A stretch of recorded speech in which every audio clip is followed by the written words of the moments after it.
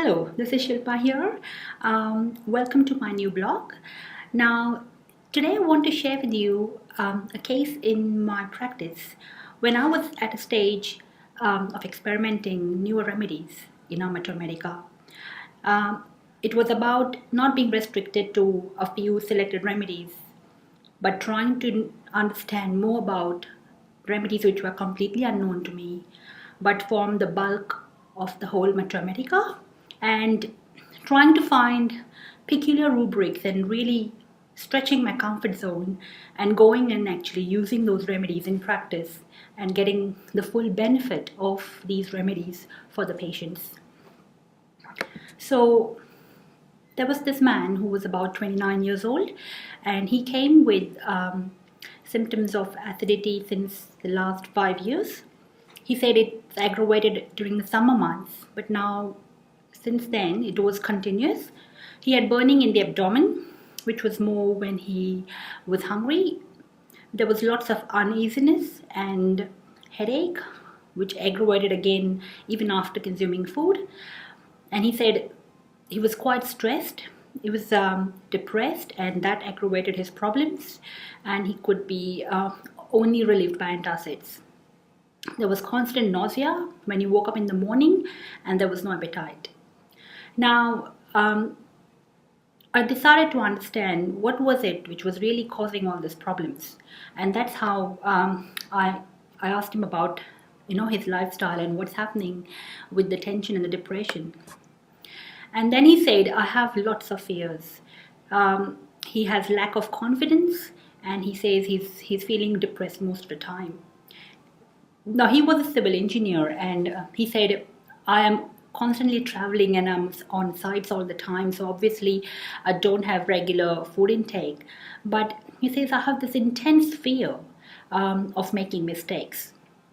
He says, I doubt and I check my work many times before I submit, and I'm really very tensed. I actually, before submission, I go through this intense period where I check every detail, whether it's completely correct and there is no mistake, and that's how I can submit my work. So I thought this was really interesting. I said, talk a bit more about that. What's exactly the fear about?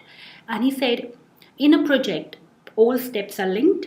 So if there is a mistake in step 2, it will affect the final stage. And then the seniors will take action on me, and it will be evident in front of everyone. It will be bad for my career, and I know it's completely my fault then. And that's the reason he had to ensure that the work was not just 100%, but 200% correct, not just 75 or 80%. So he said, if there is a fault in my work and my superior sees it, it's like an insult to me. I feel as if I know nothing about engineering basics. I lose complete confidence. I doubt about my ability, whether I'll be able to really do this professional work. So if there is a mistake, and if it's really pointed out in front of other people, that's exactly where I feel very insulted. So I constantly evaluate, what will he say behind my back? If someone thinks about me what I am not, then I can't really go in front of him. It's impossible to face him. So there was this, he was quite exact, where exactly he felt this intense fear about. So I realized, let's look at what's actually peculiar in this entire mental state. Now, obviously, this case went on for about an hour. I've got you the main core of what exactly was the issue there. And what I found was these rubrics were very close to what his mental state was.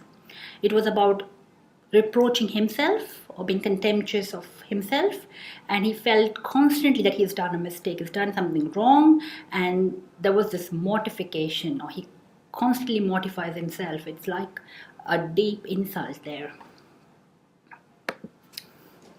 Now, the remedies which came up quite strongly were Aurum metallicum. There were quite a few aurum salts there. Aurum sulph came up as well. However, arsenic came up as well, thuya came up, and cobaltum.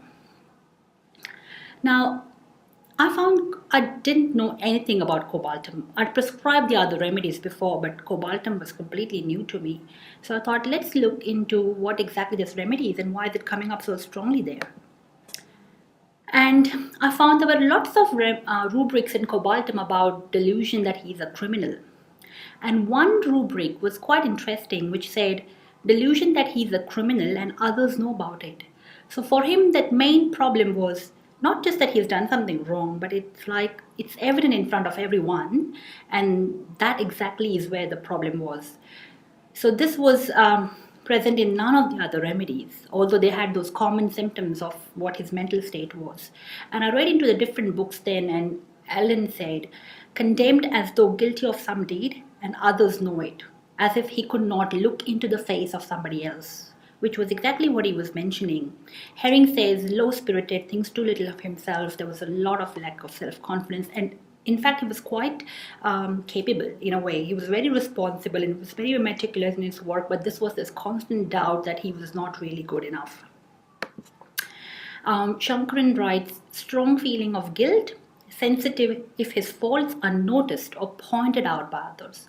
If it's in a meeting and the superiors point out 4 other people around, that's the problem.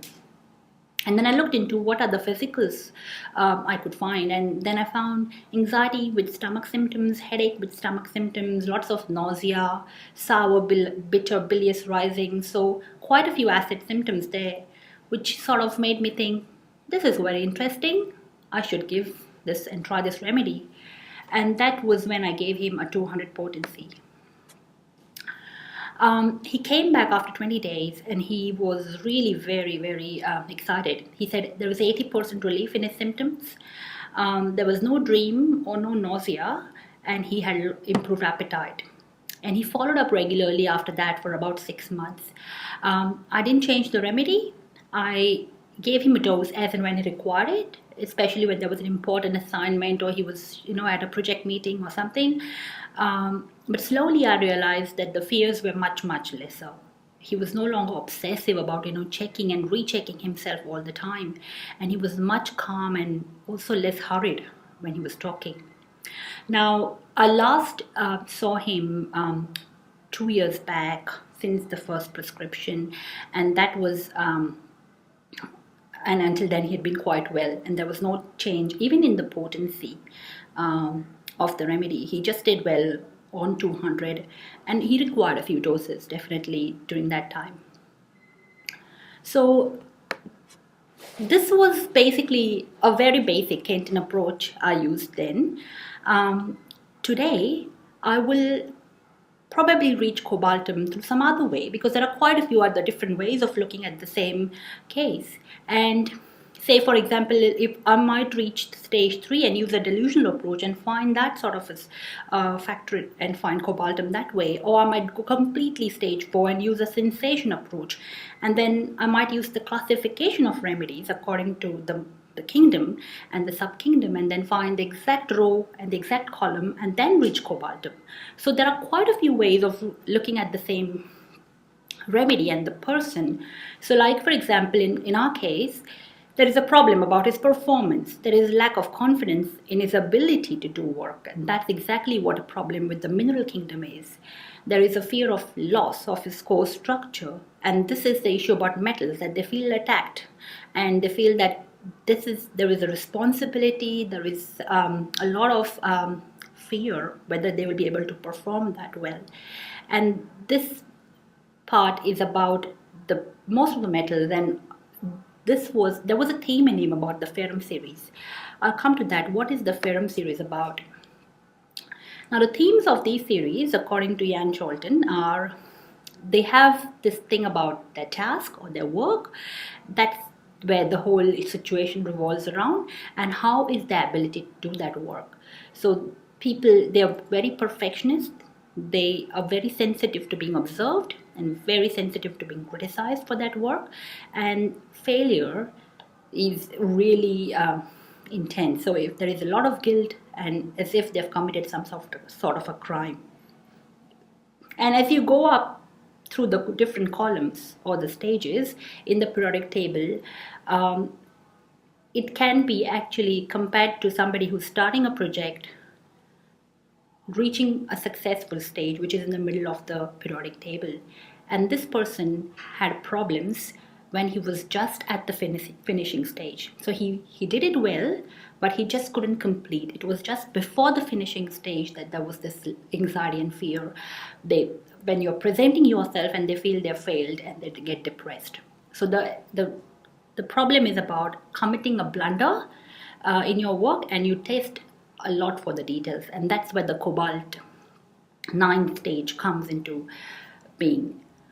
So this is the alternative to provings, which I see it now, which can be used directly for unproven remedies. However, the advantage with remedies like Cobaltum and other proven remedies or partially proven remedies is you can always reconfirm through the Materia Medica, and that is the best part. So if in a case, I will always reconfirm using the classification and also using the normal Materia Medica.